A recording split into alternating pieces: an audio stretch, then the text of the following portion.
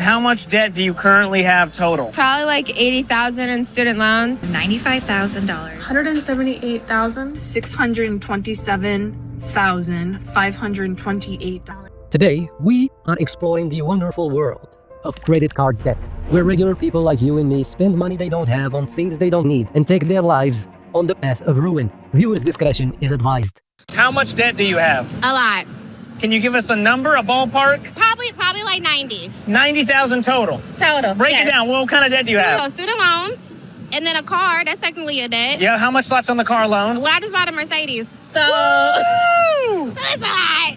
How much debt do you currently have total? Probably like $80,000 in student loans. All student loans? Yeah. No car payment, no credit card debt, none of that? No, that's my parents. How about you? How much debt do you have? I feel like maybe like 40,000. I don't know. You just feel like is there? You're just like, I'm vibing. Whatever I have from school is it. But I'm in grad school right now, so it's like a lot more now. Are you adding to it currently? Yeah. But everything is student loans. No car payment, no credit card, nothing else. Well, I leased my car, so I don't know how that works. Oh, that's debt. They'll tell you. I feel like it's fine. What's the payment on the lease? Like $500 a month. This is a nice car. What is this car? The Bronco. Oh my goodness, the Bronco. How long do you think it'll take to pay off 80 grand in student loans? A while. That was tough to watch, wasn't it? And it's about to get worse. You spend $120,000 in a year, you dumb making $30,000. A lot of this stuff are one-time purchases that are not going to be made in subsequent years. And you need them to survive. One-time purchases. And you need them to survive. One-time purchases. And you need them to survive. This is what I'm talking about. One-time purchases. To survive. That are not going to be made in 2025 Doesn't or matter. 2026. You needed them to survive. So our spending. Hey, our spending is going to go down because of those one-time purchases are no longer on the budget. Works. Next year, maybe you'll want to buy a chin. The spending that you did last year that are one-time, you're going to find one-time purchases next year. So how about we go into the finances and look what we can fix? Buddy, here's the fix. Now that chin comment was unnecessary. But I understand his frustration. I mean, why would you solicit a financial advisor and not listen to his advice? Caleb is clearly trying to help this guy, but he won't succeed because instead of listening, Christopher Hitchens over here is trying to win a debate. So I have calculated all of our debt because that's something that I want to tackle and get it down as low as possible. I didn't realize how far in debt we were. I don't even want to say this number. We are, not including our mortgage, everything but our mortgage. Student loans, car payments, credit cards, home equity, $178,745. Why? Why did we do that? What do you mean, why? We don't know. You know. This 178K will be following this young lady and her family for decades to come. Okay, it's time I tell you about my debt. Drum roll. The big number is $627,528.29. Terrible. So the majority of that are school loans. My own school loans come to $266,427.79.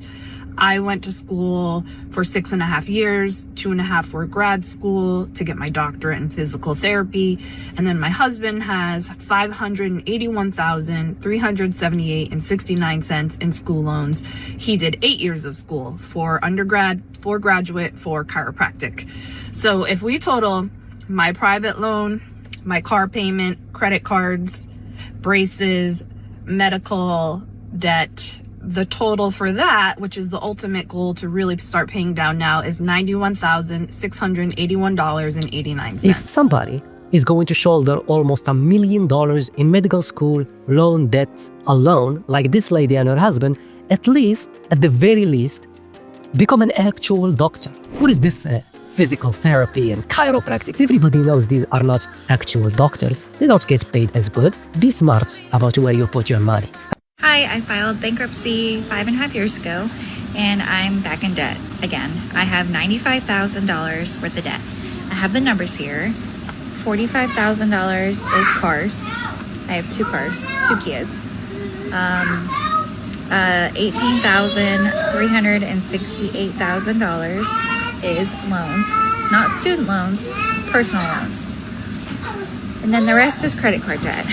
$31,604 in credit card debt between me and my husband. Yeah. We're in a crap ton of trouble. That's ridiculous. We did not learn our lesson the first time, and we've put ourselves in this situation again. So I'm here for accountability and to show me paying our debt off. This lady keeps saying our debt, we have. But my gut tells me that she is responsible for the vast majority of that debt. Now, of course, I don't have any conclusive evidence here, but I'm willing to bet good money that it's mostly her fault. I'm getting a ton of questions about how expensive is it to maintain my $5 million 100-foot yacht in Miami, Florida. Let's get right into it. First, I had to buy the yacht. I put about $2.5 million down on a $5 million purchase price. My payment is a little over $20,000 per month. After I bought Cersei, I had to find a place to dock her. The best marina in Miami charges around $25,000 per month. As you can see there, first month, last month, and security deposit was a little under $75,000. Let's get it. Then, of course, we got to fuel her up. Her fuel capacity is right at 2,500 gallons. Multiply that by about $6 a gallon at the dock. You're about $15,000 to fill up her tanks. And you can't have a $5 million boat without insurance. As you can see here, the annual premium is right at $62,000 per year. I also need to pay for a hurricane plan, meaning if a named storm comes barreling through Miami, Florida, I need to move my boat up north to be safe. Well, where do you put it? Well, you have to rent a slip for 6 months during hurricane season for $8,000 a month or $48,000 per season. I also have a full-time captain, a full-time engineer, and a deckhand. That's another $200,000 per year just in crew costs. And then probably another $20,000. Okay, now if you have $2.5 million to put down on a boat in the first place, then you must be quite rich. But if you keep stacking out hundreds of thousands of dollars in maintenance fees every month, then you won't be rich for very long. I think it's all just a big waste of money. I mean, who needs a boat anyways? Like, why would you need that? Except maybe to impress some... You know what, never mind. We're looking at $610,000 of debt. Done. We're looking at $610,000 of debt. On a great income, well, we have multi-hundreds of thousands of dollars of debt.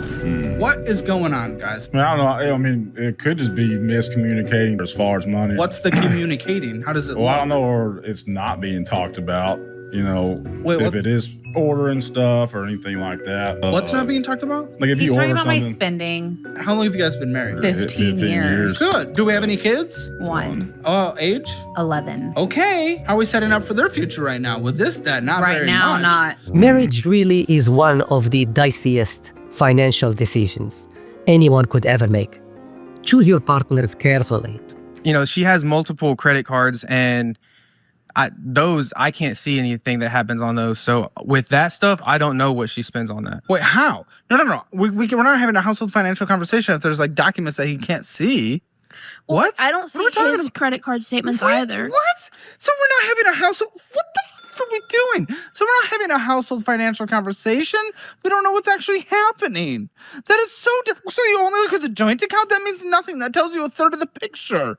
How can we possibly know what's actually happening if we don't know what the fuck is actually happening? This doesn't make any sense if we can't see 2/3. If we can't see 2/3, how the fuck are we guessing what the full pie is? He doesn't No spend wonder. on his credit cards though. So it's just you. Yeah. Then no wonder we don't know how much is being spent. Hiding your financial documents from the financial advisor. That's interesting. Something tells me that the moment she reveals that account, that marriage will end right then and there. If you liked this video, you will love this one. I guarantee it.